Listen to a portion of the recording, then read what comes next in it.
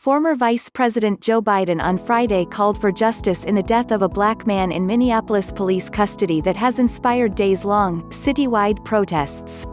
Violent demonstrations and outrage began after a bystander video surfaced Monday of a police officer kneeling on the neck of 46-year-old George Floyd after his arrest. Although Floyd repeatedly says he's unable to breathe, the officer does not remove his knee. In the video, Floyd can be seen being lifted into a gurney. He died several hours later. In a short address from his Wilmington, Delaware, home, Biden said that he had spoken moments before to Floyd's family. It's unclear if President Trump had made similar contact. "Thanks for taking the time to talk to me," said Biden.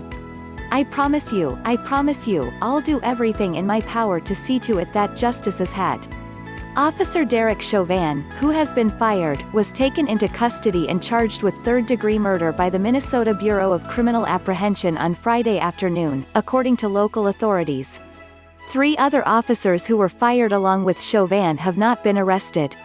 Floyd's death is the latest in a lengthy list of Black Americans whose deaths, captured on video, were thrust into the national spotlight.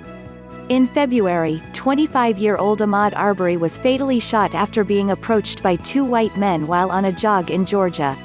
Both deaths have stoked conversations about racial divides and the deadly consequences of discrimination.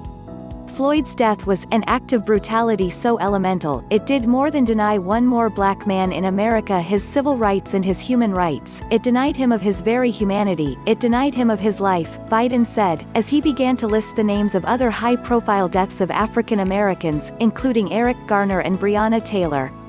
Those deaths are also calling attention to Biden's potential running mates. Floyd's death has sparked calls, particularly from progressives, for Minnesota Senator Amy Klobuchar to withdraw from consideration for vice president because of her prosecutorial record.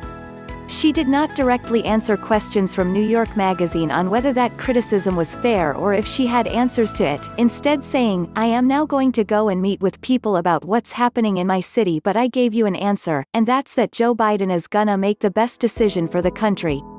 Earlier Friday morning, President Trump drew even more controversy when he appeared to advocate shooting looters in Minnesota. "These thugs are dishonoring the memory of George Floyd, and I won't let that happen. Just spoke to Governor Tim Walz and told him that the military is with him all the way. Any difficulty and we will assume control, but when the looting starts, the shooting starts. Thank you." Trump tweeted. Twitter flagged Trump's tweet for inciting violence, claiming it violated the site's rules. The official White House account then reposted Trump's statement, and Twitter subsequently flagged that too, though both tweets remain live on the site.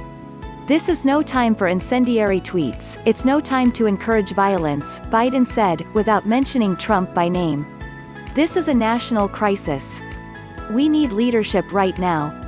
Leadership that will bring everyone to the table so we can take measures to root out systemic racism."